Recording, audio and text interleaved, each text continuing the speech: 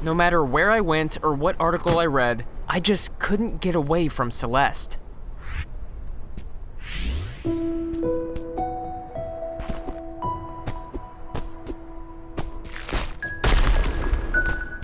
This simple platformer that was apparently some masterpiece. The amount of praise for this game was practically inescapable. Platforming perfection with a heartfelt story to boot?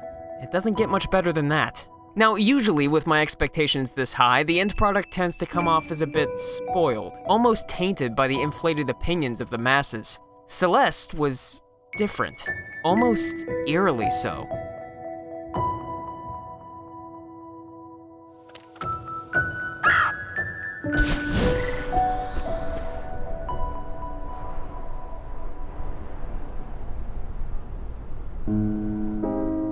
I'm writing this script at a time in my life when I feel uncharacteristically anxious, unsure of what the future has in store for me.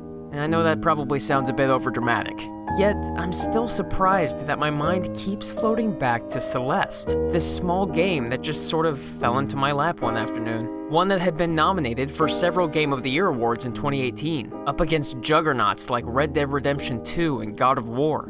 And if you haven't taken the hints yet, i.e. my overemphasis on dissolved transitions coupled with sad music, we're about to dive into some pretty heavy stuff here.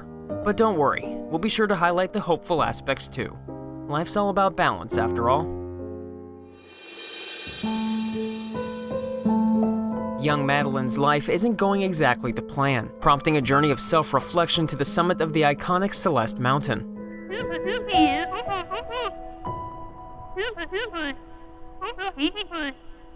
Warnings from an old woman at the base hardly deter our young hero, who we soon begin to realize harbors some intense feelings of anxiety and depression. An early call to her mother hit me especially hard, as she urges Madeline to breathe evenly through a potential panic attack. Hello? Hi, Mom. Madeline, what a nice surprise. How's your trip? It's okay. I'm just kind of overwhelmed. Oh no, are you having another panic attack? Focus on your breathing, honey. I'm here. What's going on?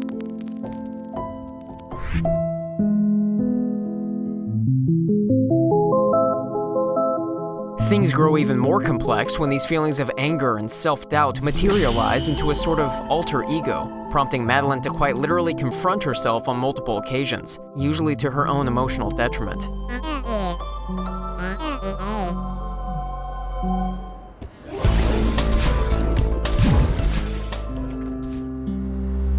On the opposite end of the spectrum is Theo, a fellow hiker and social media connoisseur whose presence is almost always backed by a soothing guitar melody. Theo acts as a sort of naive sage throughout Madeline's journey, dishing out wisdom and support in charming, sometimes unexpected ways.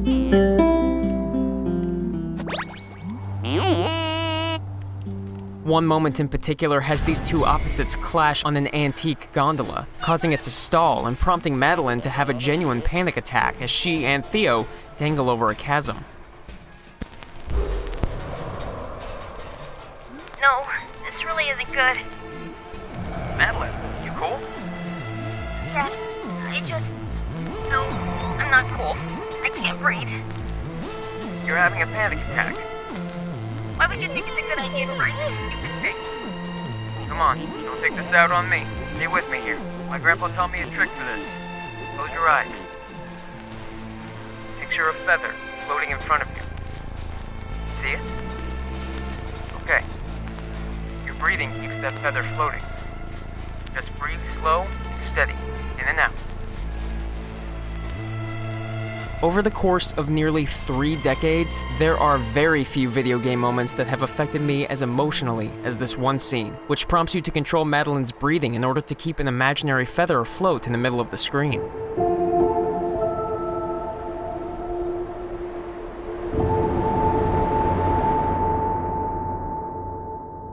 But aside from the heartfelt conversations with Theo and the narrative-focused structure at its heart, Celeste is a 2D platformer, and a relatively simple one at that, made increasingly more complex by smart level design and intermittent power-ups that change the way you play a little bit at a time.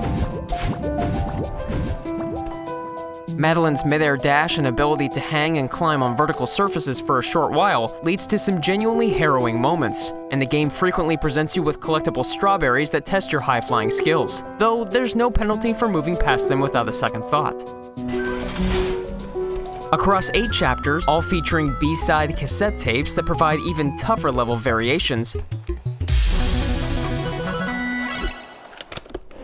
the challenge is certainly there, though I have to give special mention to Celeste's assist mode.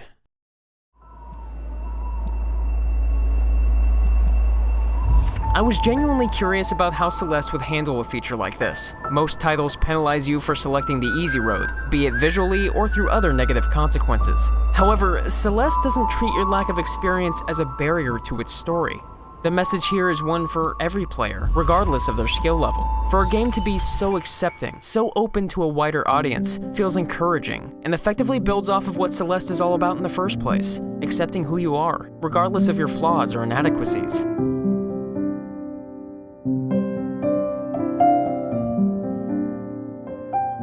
Celeste is undeniably one of the most memorable platformers I've ever experienced. Not because I had fun playing it, which I did, but because of how real it all ends up feeling. From its visual style to an absolutely incredible soundtrack, Madeline's journey to the summit is almost therapeutic. Moreover, it's a reminder that we ourselves are sometimes our biggest enemies. What that means is often different for each person. And, you know, I think I'm gonna be okay. I guess I'll just have to keep that feather afloat. And remember that no matter what happens, everything's gonna be just fine in the end.